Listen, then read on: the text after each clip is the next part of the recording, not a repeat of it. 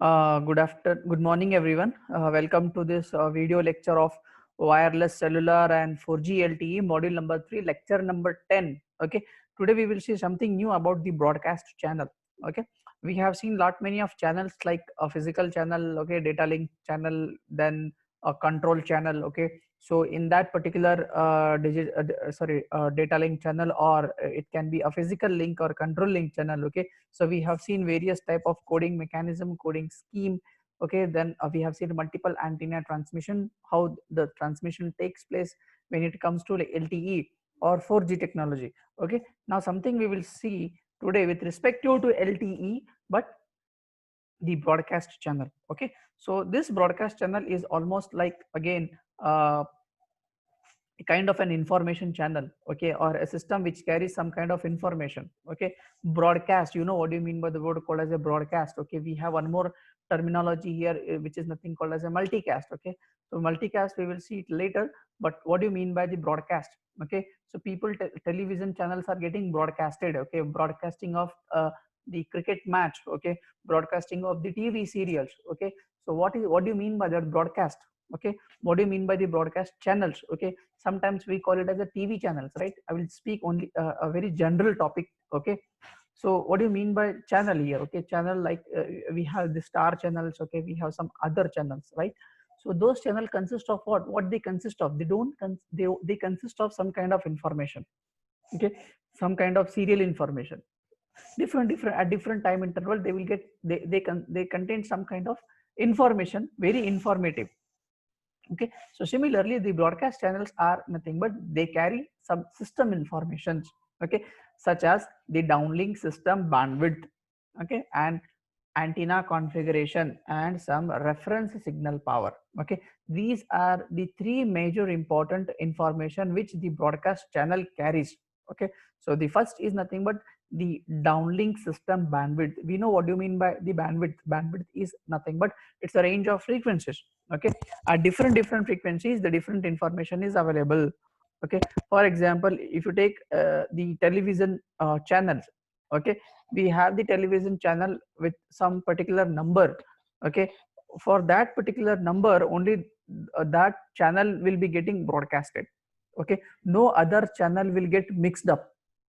Why? Because the bandwidth allocated for that particular channel will be completely different for the other channels. Okay, so therefore this is how the system information is being divided here in terms of three categories. One is downlink system bandwidth, the another is the antenna configuration. What do you mean by the term called as antenna configuration? Okay, the antenna configuration is not, it's something like the what type of antenna is you are using. Okay, whether it is a single antenna, okay, whether it is an array of antenna, or whether you are using the MIMO systems like multiple inputs and multiple output type of antenna. Okay, and when it comes to the configuration, okay, we have different types of antenna configuration. Okay, we have practically seen in the lab, right? So we have H antenna and we have something called as horizontal antenna. We have a vertical antenna. Okay, based on the type of orientation, how your antenna, how you are configuring your antenna, whether it is in E plane or whether it is in H plane. Okay, this is how the type of configuration which we adopt when we go for the antenna configuration. Okay, and there is something very important. It is called as a reference signal power. Okay, this reference signal power is will be in terms of, sometimes we measure in terms of frequency also. Okay, like 2 gigahertz to 2.5 gigahertz. Okay, when it comes to the power, it will be very huge. Okay, so therefore this reference signal power will also play another important role when it comes to the broadcast channels. Okay, and the user entity, or user entity is nothing but you can take simple your mobile. Okay, if I am a mobile, if I have a mobile, then I will be the user entity because I'm using the mobile phones. Okay, I'm using the signal power, I'm using the antenna, I'm using the downlink mechanism, I'm using the bandwidth allocated for that particular mobile phone. Okay, so therefore the user entity can get the necessary system information after the cell search procedures. Okay, and which type of procedure we do adopt here is it's a synchronization. Okay, I will give you one more example of the how this user entity or how your mobile phone will search. Okay, sometimes what happens is our network, whatever we have, okay, let it be it's a Vodafone network, it's an Airtel network. Okay, sometimes that network fails to connect to antenna, right? Sometimes you can see there are something, you can see the mobile screen on the right, top right side. Okay, you can see the lines which represents the network. Okay, if the number of lines are very less, we say that the network is very weak. Okay, if the number of networks is full, we say that the network is very strong. Okay, so the more near you go to the mobile station or the mobile tower, okay, the strength of the signal gets stronger and stronger. Okay, and the more and the way more you go far away from that particular tower, the mobile network becomes weak. Okay, this is all automatic. Okay, but now sometimes what happens is when the network gets failed, okay, uh, it by default it will be automatic, but when the network get failed, what we do is we try to connect it manually. There is an option in the mobile phone for the selection of the network, whether based on the automatic or it will be manual. Okay, so the manual, how the manual procedure will work is you need to select the option, manual option, and then once you click on the manual option, a list will pop up on the window, okay, or the cell screen. Okay, and then you need to select the which type of network you want to connect. Okay, because there will be a very different networks are available in the wireless channel. Okay, or the broadcast channel. Okay, based on your requirement, based on the type of network you are connected, which you are uh, adopting to your mobile phone, you need to connect to that particular uh, area or particular antenna or particular network. Okay, but sometimes what happens is due to the very large size, okay, because sometimes the cell size may be very large. Okay, so due to very large size of the system information field, okay, so what we do is we try to divide into two portions. Okay, so the first portion is the master information block, we call it as MIB, transmitted on BPCA, that is called as physical broadcast channel. Okay, and the another part is system information block, which is also called as SIB, and which is transmitted on PDSCH, which is called as physical data link shared channels. Okay, this PBCH, it contains some kind of basic parameter information or basic system information, you can call it, or sometimes you can also call as basic system parameters. Okay, which are necessary to demodulate the physical data shared channels. Okay, which contains some remaining system information block. Okay, this is how we divide. Okay, because if the area is too large, okay, then what we can do is we can go by divide and conquer method. Okay, the same thing we have seen in the DSP, right? We have overlap save method and the overlap add method. Based on the type of overlap save method, whether it is a save method or add method, we try to go for dividing the number of samples and we try to conquer it all at the end once the procedure is done. Okay, same thing here we do in the broadcast channel. We divide the whole large size area or the system field into two portion. One we call it as MIB and another is called as SIB. Okay, and what they contain, they contain the system parameter information or basic information, you can say. Okay, and those parameters are necessary for the demodulation of the shared channels or whatever the data which we get or which we are about to transmit through the shared channels. Okay, they will be get demodulated. Okay, and they also contain some kind of the SIBs, the remaining SIBs. Okay, for example, if some in system information get remained at the transmission side, okay, so the remaining information or the remaining data will also be get demodulated when it comes to MIB or SIB.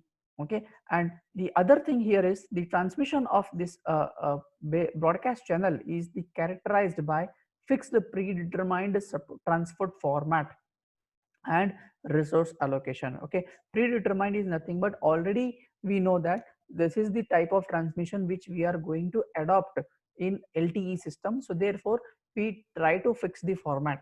Okay, I will give an example, a very basic simple example, that there is an internal examination. Okay, but for that internal examination we have a format for we have a question paper format, right, which is already predefined. The number of marks are also predefined, right? We divide into two parts, okay? Based on that division we allocate the marks, okay? Similarly the same thing will be done in the LTE system, okay? All before transmission, okay, there will be some kind of a prefixed or predetermined, okay, transport format, and also resource allocation. Resource allocation is already done before the transmission. Resource allocation is nothing but which type of antenna, okay, which channel, how much should be the frequency, what should be the cyclic prefix, what will be the length of the cyclic prefix, okay, what will be the how many number of redundancy bits should be added for that transmission bits or the transmission formats, okay? This is how we try to allocate the resources at the beginning only, okay? And there is no higher layer control protocol or higher layer control mechanism is used in this particular broadcast channel, okay?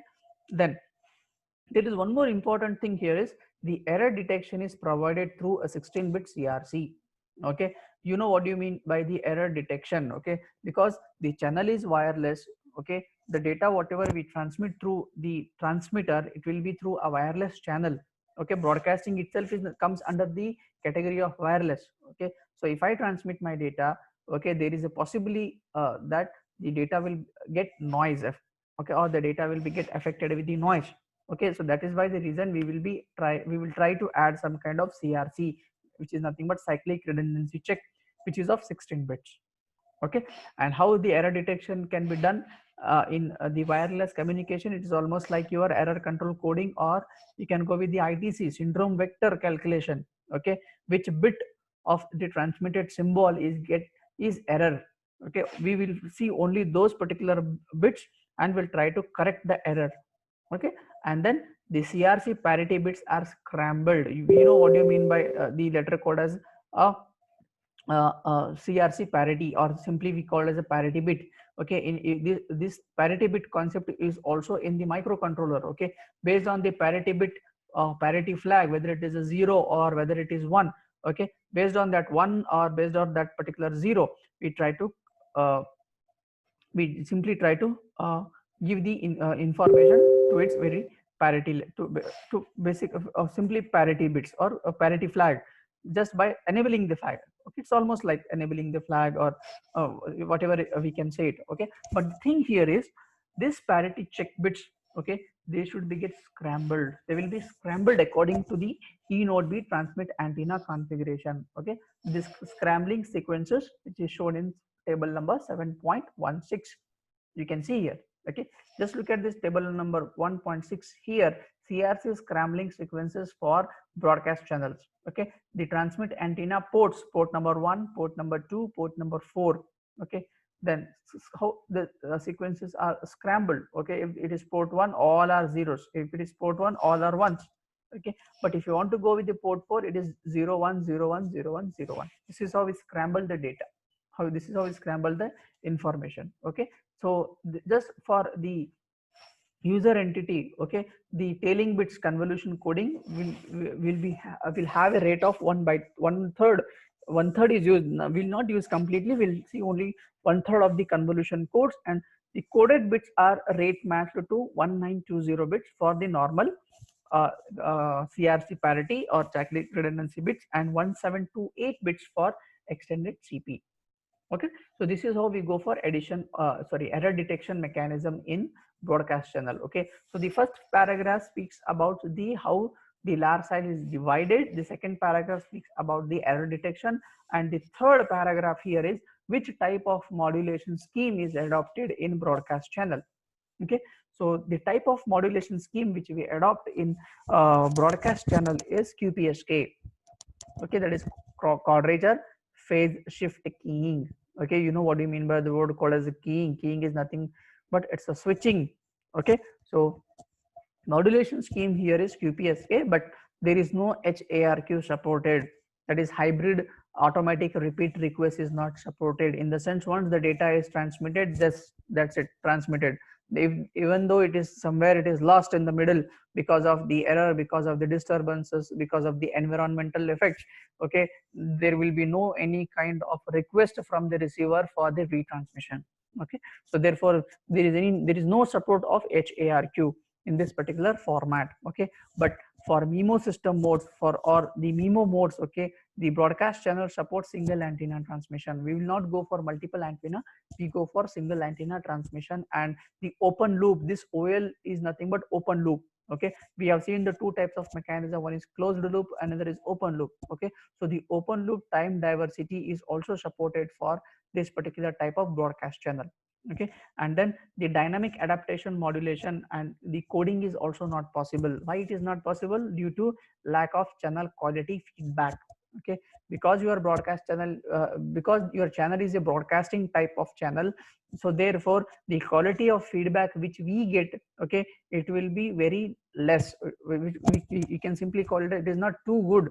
Okay, because of that reason we will not be adopting the dynamic modulation and also coding mechanism. Okay, and the complex valued modulation symbols are mapped onto 72 subscribers centered around DC subcarrier in slot 1 in frame 0 during the 4 consecutive radio frames. Okay, for example, if you have the 4 radio frames or 4 radio signals, okay, or we can call it as a frames, okay, then only the slot 1 will be used for the DC subcarriers. Other than that, the transmission time interval, which is called TTI, for this broadcast channel will be around 40 milliseconds. Okay, so time is also specified. And then this broadcast channel occupies the most narrow bandwidth supported by LTE, which is 1.4 megahertz. Okay, because LTE works on a very high frequency range, or very high frequency in terms of gigahertz. Okay, that is maximum, but the very lowest frequency which is adopted by the LTE is around 1.4 megahertz. Okay, which is a narrow band. Okay, if the bandwidth is very narrow, the amount of the data or the amount of frequency which will be allocated in that particular band will be very less. So that is why the reason it is a narrow band. If it is a wide band, then your range will be around something 2.2 gigahertz or 2.5 gigahertz. Okay, and where this is located, it is located in the downlink. Okay, it is not in uplink, it is located in the subframe of the downlink. Okay, so that is the reason the resource mapping which we do in this broadcast channel is completely independent of the system bandwidth and duplex mode. Okay, so therefore if you use this broadcast channel for the transmission of data, one thing is your antenna will be a single antenna with the open loop transmit diversity. There will be no dynamic adaptation of modulation, and coding is not possible. Because of that, the quality of feedback is very bad. Okay, and other than that, the modulation what we do here is it is mapped to 72 subcarrier with only one slot, and the time interval or the transmission time interval will be around 40 milliseconds. Okay, and this will be occupied under the narrow band, which is almost equal a narrow band which is almost equal to a 1.4 megahertz. Okay, and it is available or located in the downlink channels. Okay, so because of this, there will be this complete broadcast channel will be independent of system bandwidth. Okay, and also the duplex mode. Okay, so this is how we go for the broadcast channel in the LTE system. Okay, so this topic of broadcast channel is very important, because when it comes to broadcasting, we require the huge data for the uplink transmission. Okay, because there are a lot of users, okay, who want to access those channels, okay, at the receiver side. But unfortunately, because of the narrow band, okay, this will not be adopted 100%. Okay, it is working at a minimum level, okay, not at the maximum level, because the frequency of because the operating frequency of such broadcast channel is almost nearer to 1.4 megahertz of frequencies. Okay, if they want to operate at a very high range of frequencies, then they should adopt some kind of a very broadband frequency or broadband bandwidth, we can say. Okay, so with this I conclude the today's topic of broadcast channel. Thank you.